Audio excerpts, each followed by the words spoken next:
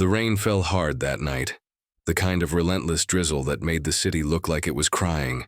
Neon lights from street signs blurred against puddles, and the air smelled faintly of wet asphalt and cheap perfume. Inside the Grand Meridian Hotel, laughter echoed from the ballroom like the sound of champagne spilling. Elegant but empty. Maya Thompson adjusted her apron and balanced a silver tray of glasses as she moved between tables. She'd been working double shifts all week, saving every dollar she could. Her dream wasn't extravagant. She wanted to open a small cafe, something warm and soulful where people could feel at home. But dreams were expensive and reality was unkind. Still, she smiled. Maya always smiled. She believed kindness, even unnoticed, had a way of circling back. The encounter it was past midnight when the last event guests began to leave.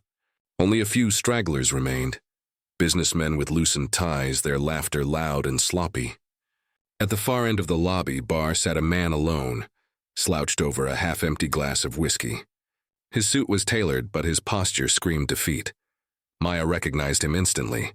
Ethan Cole, Billionaire hotel owner, the man whose name was etched into the marble just outside the door. Cole International Holdings. She'd seen him on the news, shaking hands with world leaders, smiling at charity galas. But the man sitting before her looked lost. He mumbled something to the bartender, who nodded awkwardly before walking away. Maya saw the look. Everyone was avoiding him. No one wanted to deal with a drunk billionaire. But she couldn't help herself. She approached softly. "Sir, are you okay?" He looked up, eyes glassy but sharp enough to study her. "Do I look okay to you?" His tone wasn't cruel, just broken. Maya hesitated. "Honestly? No. You look like someone who needs a friend, or at least some water." Something about her voice, gentle but honest, seemed to break through the fog. He sighed, pushing the glass aside. "Water sounds good." She smiled and poured him one. He drank it slowly, watching her. "You work here?" "Yes, sir. Just the night shift." "You should quit," he muttered.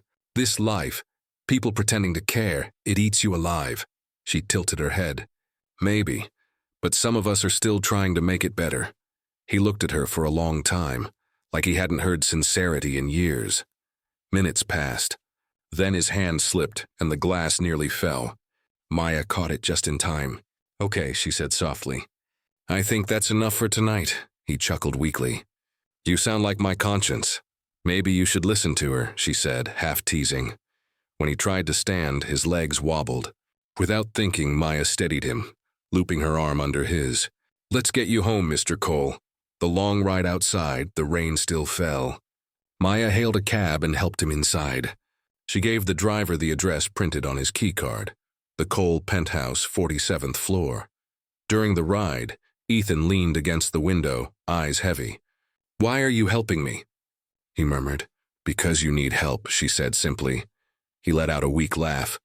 "You could steal from me, you know. My wallet, my watch. No one would notice." "I'd notice," she replied. "And that's enough." He studied her again, like he couldn't believe people like her still existed. When they arrived, she guided him to the elevator, then to his suite. It was the kind of space most people only saw in magazines. Floor-to-ceiling windows, marble counters, art worth more than she'd make in a lifetime. But it felt cold, empty. She helped him to the couch, brought him a blanket, and left a note on the table. "Drink water. Rest. The world will look kinder in the morning." She didn't wait for thanks. She just slipped out quietly into the night. The week after life went on. Maya worked her shifts, paid her bills, and kept dreaming about her cafe. She didn't tell anyone about the billionaire she helped. To her, it wasn't a story, just something decent she did because she could. But the universe remembers kindness.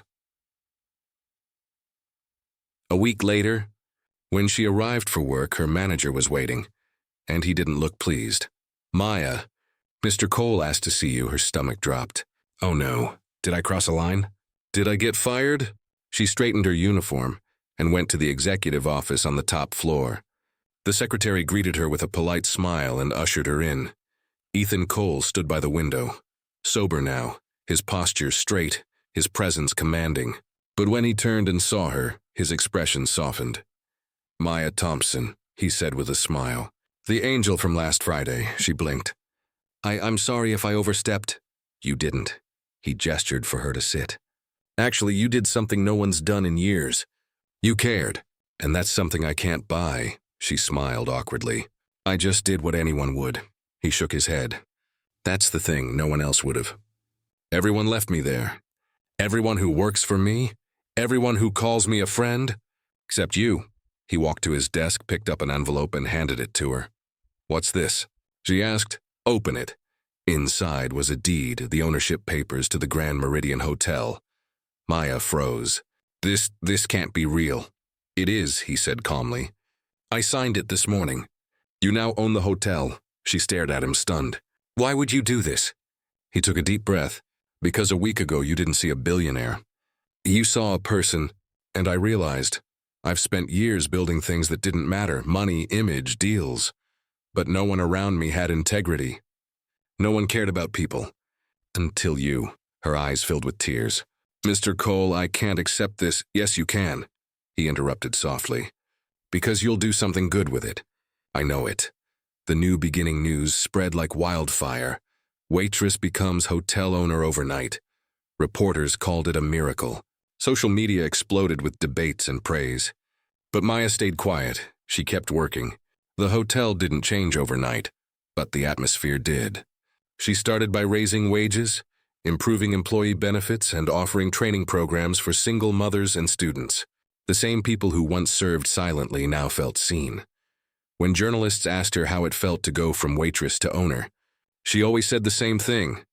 Kindness is the best investment I ever made. Ethan watched from a distance, proud but humbled. He didn't step in, he didn't need to. The hotel was finally in the right hands. The storm before the calm, but success attracts envy. One evening, a group of investors confronted her in the boardroom. You're ruining the hotel's profits with all your charity programs, one sneered.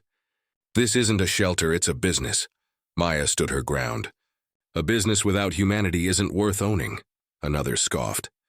You'll bankrupt yourself with compassion, she smiled faintly. Then I'll go broke doing something that matters. Ethan entered just in time to hear her words. He clapped slowly. That's why she owns it, he said firmly. And that's why you'll listen to her. The room fell silent. The investors backed down. After the meeting, Ethan found her on the terrace overlooking the city. You handled that like a leader, he said. She smiled softly. I'm just trying to do what's right, he nodded. That's what leadership is. The transformation months passed. Under Maya's care, the Grand Meridian transformed from a symbol of wealth to a beacon of compassion. It became a training ground for underprivileged youth, a safe workplace for single parents, and a model for ethical business. Guests felt it too, the warmth in the smiles, the sincerity in the service.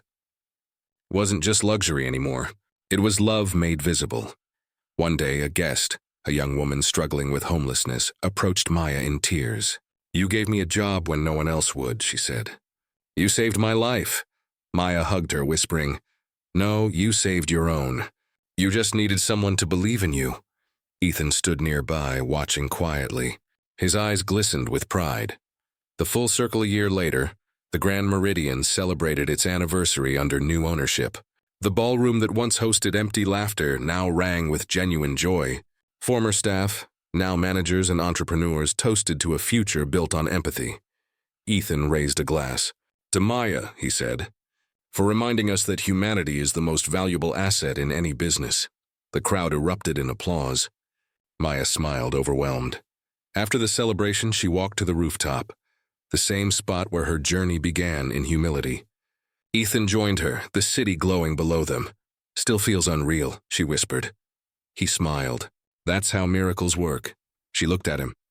You know, I used to believe kindness went unnoticed. He turned to her. It doesn't. It just takes time to come back around. They stood side by side, silent, watching the city breathe beneath the stars. And in that quiet, Maya realized something profound. She hadn't just inherited a hotel. She had inherited purpose.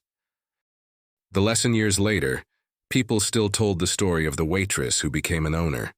Some called it luck. Others called it destiny. But those who truly understood knew it was neither. It was compassion, simple, quiet, fearless compassion, because sometimes the smallest act of kindness doesn't just change a night, it changes a lifetime. The evening air was gentle that night, carrying with it the scent of rain and jasmine from the gardens below. The rooftop of the Grand Meridian glowed softly beneath strings of golden lights that Maya had insisted on keeping. "They make the place feel human," she'd said once. Now, those same lights shimmered around her as she stood by the railing, gazing down at the city she'd once only dreamed of touching. The skyline shimmered with promise, not as a distant fantasy, but as something she had become part of. Ethan joined her quietly, holding 2 mugs of coffee instead of champagne. "I thought you might need this," he said with a smile. She took the mug and laughed softly. "You still remember how I take it. 2 sugars, 1 extra stir." "You told me once that it makes life sweeter," she chuckled. "You actually listened?" He looked out at the horizon, thoughtful. It's hard not to when someone speaks from the heart. The silence that followed wasn't awkward. It was peaceful. The kind of silence that only exists between 2 people who have already said everything that matters. "You've built something beautiful here, Maya," he said at last. "Not just a hotel. A community." She turned to him, eyes soft. "We built it. You gave me the chance," he shook his head. "No, I gave you a key. You opened the door, the city's glow reflected in her eyes. Do you ever regret giving it away?" He smiled faintly. "I didn't give it away. I invested it in someone who could make it worth something again." She took a slow breath, emotion rising in her chest. "You could have chosen anyone." "I didn't choose anyone," he said. "I chose you. The only person who saw a man when everyone else saw money." Her lips parted, but no words came. Instead, she smiled. That same quiet smile she'd worn the night she helped him into a cab, when she still thought of herself as small. Now, standing beside him, she knew she never had been. The sunrise hours later, as dawn began to stretch its pink fingers across the horizon, Maya leaned against the railing and whispered, almost to herself, "You know, I used to think kindness was a weakness, that it made you easy to take advantage of." Ethan looked at her with quiet admiration. "And now I know it's the strongest thing in the world. Because kindness doesn't just change the person you help, it changes you." He smiled. "You've changed this entire place, Maya. You've changed me." They watched the first rays of light spill over the buildings, painting everything gold. It wasn't the gold of wealth. It was the gold of hope, earned through empathy, 1 act at a time. For a long moment, neither spoke. The world below was waking, and so were they. 2 souls who had crossed paths by chance, bound forever by compassion. And as the sun rose higher, the light seemed to whisper the truth Maya had lived all along. Sometimes, the smallest act of kindness can echo louder than the grandest fortune. Cinematic image prompts set, for AI or illustration use. Here are 3 original image prompts capturing the story's emotional and visual essence. Written to produce striking, realistic scenes full of feeling and symbolism. The Whisper at the Bar. A luxurious hotel bar late at night. Golden light reflecting off crystal glasses. A young black waitress with kind, alert eyes gently leans toward a weary billionaire in a rumpled suit, who sits slouched on a bar stool with an untouched whiskey. Rain streaks the large window behind them. The atmosphere is cinematic, tender, and intimate, compassion meeting despair under the glow of city lights. Style. Ultra-realistic cinematic lighting, moody contrast, shallow depth of field, 4K resolution. Mood, humanity, quiet heroism, vulnerability. The moment of reward. Inside a modern executive office with large panoramic windows, the billionaire, now composed and humbled, stands before the waitress, handing her an envelope. Her hands tremble as she opens it, her eyes widening in disbelief. Warm morning light floods the scene, symbolizing a new beginning. Style. Realistic emotional portrait, golden light, high detail. Filmic tone, mood, transformation, gratitude, hope. The rooftop promise. A twilight rooftop terrace overlooking a glowing city skyline. The black woman, now poised and elegant in a modest dress, stands beside the reformed billionaire, both holding coffee mugs, bathed in the soft orange-pink glow of sunset. String lights twinkle above, and the wind gently lifts her curls. They look out over the city together, Equals partners in purpose. Style, cinematic realism, warm golden lighting, soft lens flare. Emotional composition, mood, peace, unity. And redemption. When the world seems ruled by power and wealth, remember, true greatness begins the moment you choose kindness, not because you have to, but because you can. The Grand Meridian no longer felt like the cold monument to wealth it once was. Its marble floors still gleamed, but now laughter and warmth filled the air, the kind that came from community, not luxury. The lobby buzzed softly with life. Staff greeted guests by name. A live pianist played near the fountain, and children from the local shelter, now part of the hotel's youth outreach program, helped hand out small bouquets to visitors. At the center of it all stood Maya Bennett, poised yet humble, her ID badge reading owner and director, the Grand Meridian Foundation. She hadn't changed much in spirit, but everything around her had. Where she once cleaned tables, she now designed programs that changed lives. Every paycheck that came in, she set a part aside, not for herself but for others trying to find a way out, just like she once had. Ethan, now a quiet figure in the background, never sought credit. He'd stepped away from the business world entirely, choosing to spend his time volunteering in underfunded schools. He always said it was Maya's light that had helped him see what truly mattered. And whenever people asked how she did it, how a waitress could rise to own the most iconic hotel in the city, Maya always smiled and said the same thing. It started with a drunk billionaire who didn't need saving, just reminding. The ceremony of hope that afternoon, the ballroom sparkled with anticipation. Reporters filled the aisles, cameras clicked softly, and banners read, "1 year of the Grand Meridian Foundation, building bridges of kindness." Maya stepped up to the podium. Her hands steady, her voice clear. "Last year," she began, "I was serving drinks to people who didn't know my name. Today, I'm standing in front of you because one of them chose to listen, and because I chose to care." The audience leaned in. Her presence commanded respect not through status, but through sincerity. "We talk so much about success," she continued, "but real success doesn't come from what you have.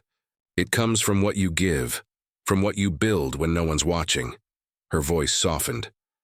"There was a time I thought kindness didn't matter. I thought the world only listened to power. But that night, helping someone who'd lost his way reminded me that the smallest act of decency can start a ripple. That ripple became a wave, and that wave brought me here." The room erupted into applause, but Maya didn't bask in it. She simply smiled and said, "This place, this foundation, isn't mine. It belongs to everyone who's ever believed that doing good isn't weakness. It's strength." At the back of the room, Ethan stood quietly, eyes glistening. For the first time in years, he felt peace. Not the kind you buy, but the kind you earn. After the applause later that evening, the ballroom was empty except for them. Ethan walked up to her, holding a small velvet box. "I was going to wait until the anniversary gala," he said, "but I'm terrible at keeping surprises." Maya laughed softly. "What is this?" He opened it. Inside was a delicate gold bracelet, simple, elegant, engraved with 5 small words. "One act can change everything." She looked up, eyes shimmering. "It's beautiful. It's true," he said. "You changed everything." She smiled, fastening it around her wrist. "No, we did, together." He paused, then asked almost shyly, "Do you ever think about what's next?" Maya tilted her head. "You mean for the hotel?" He chuckled. "No, for us," she laughed, genuine and bright. "One thing at a time, Ethan. Let's keep changing the world first." He smiled. That quiet smile of a man who finally understood what mattered most. The final scene. Home, months later. A soft rain fell across the city, painting everything silver. Maya stood in the hotel garden, watching as a group of children played under umbrellas donated by the foundation. Their laughter echoed through the courtyard, pure, unfiltered joy. Ethan joined her, holding out an umbrella. "You always forget this," he teased. She stepped under it with him, shoulder to shoulder. "Some things are worth getting drenched for."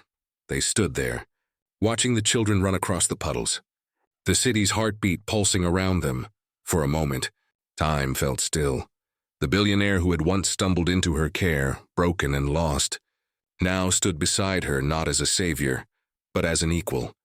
And the waitress who once wiped tables at midnight now owned the very place that had once defined her limits, only to shatter them. The ripple effect, 2 years later. The Grand Meridian Foundation expanded across 3 states, providing jobs, mentorships, and scholarships to thousands. Every plaque, every program carried the same message at its entrance. Kindness is the quietest revolution, and the most powerful. Senior from around the world came to see what they called the miracle of Maya Bennett. But she always corrected them. It wasn't a miracle, she would say. It was a moment. A moment when one person decided to care, and another decided to believe. That night on the rooftop, when she had whispered hope into despair, she had no idea she was planting a seed, one that would bloom into a garden of humanity. And as long as people remembered that story, they'd remember the truth she lived by. You don't need to be rich to change the world. You just need to notice when someone needs you, and act. Because sometimes, helping someone home means helping them find themselves again. And sometimes, that's where love and legacy begins. Final message. The black waitress helps a drunk billionaire get home. 1 week later, she becomes the hotel owner is not a story of wealth but of worth. It's a reminder that compassion doesn't just lift others. It transforms the giver too.